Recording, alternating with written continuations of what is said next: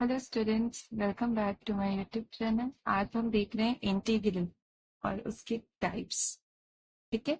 So integral देखने के लिए सबसे पहले मैंने ये पिक्चर के थ्रू आपको समझाने की कोशिश की है इजी वे में। तो इंटीग्रल दो टाइप के होते हैं, proper integral and improper integral. Proper integral means जहां पर आपका फंक्शन कैसा हो, बाउंडेड हो। मीन्स ये जो आपने लिया है इंटीग्रेंड कहते हैं इसको, ये बाउंडेड होना चाहिए। एंड सेकेंड, जो ये रेंज ऑफ इंटीग्रेशन है ए एंड बी, वो फाइनाइट होने चाहिए, तब हमारा इंटीग्रल प्रॉपर इंटीग्रल कहलाता है।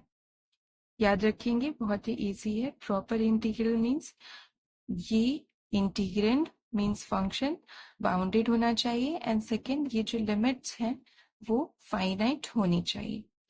देन इम्प्रॉपर इंटीग्रल वो इंटीग्रल है जिसमें जो रेंज ऑफ इंटीग्रेशन है, मतलब कि ये ए और बी, ये क्या होते हैं, इनफाइनाइट हो सकते हैं। ओके।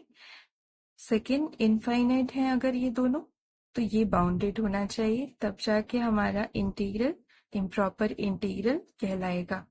ओके। फर्स्ट मैंने बता दिया ये आपको क्या है कि ये अगर ये limits A and B infinite है, तो ये जो इंटीग्रेंड है फंक्शन है वो बाउंडेड होगा, तब हमारा ये पूरा इंटीग्रल कहलाएगा improper integral.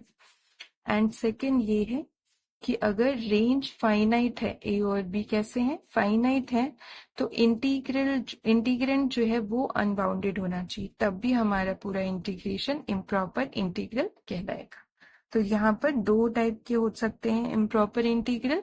First, range finite है तो इंटीग्रेंड अनबाउंडेड होना चाहिए, और अगर इंटीग्रेंड बाउंडेड है तो रेंज इनफाइनाइट होनी चाहिए। ओके। देन हम देखते हैं क्लासिफिकेशन इम्प्रॉपर इंटीग्रल के। तो ये होता है improper integral of first kind, improper integral of second kind, improper integral of third kind. तीन टाइप के होते हैं। फर्स्ट काइंड जो है वो कैसा है, इनफाइनाइट इंटीग्रल भी कहते हैं इसको। इसमें रेंज जो मैंने बताया वो इनफाइनाइट हो सकती है, या तो ए इंफिनिटी होगा माइनस इंफिनिटी, या बी इंफिनिटी होगा, या तो दोनों ही हो सकते हैं, मतलब माइनस इंफिनिटी इंफिनिटी इस टाइप से। ठीक है। ए बी में से एक हो सकता है कि माइनस इंफिनिटी है, ए हो सकता है खाली बी इंफिनिटी है, हो सकता है कि ए और बी दोनों ही minus infinity to infinity limits है। ओके। एंड उसमें आपको बता ही दिया मैंने, अगर लिमिट्स इंफिनिटी है तो इंटीग्रेंड बाउंडेड होना चाहिए, तो इसको कहते हैं improper integral of first kind. Then second kind में रेंज आपका फाइनाइट है और इंटीग्रेंड अनबाउंडेड है, तो वो कहलाएगा improper integral of second kind. And third kind में आपको दोनों ही कंडीशंस को सेटिस्फाई कर रहा है अगर इंटीग्रल, दोनों कंडीशंस को, तो वो कहलाएगा improper integral of the third kind.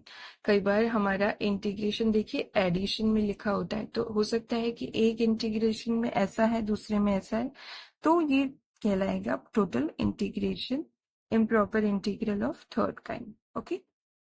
सो ये मैंने आपको पिक्चर के थ्रू बता दिया प्रॉपर इंटीग्रल और इम्प्रॉपर इंटीग्रल की डेफिनेशन और काइंड्स ऑफ इम्प्रॉपर इंटीग्रल्स।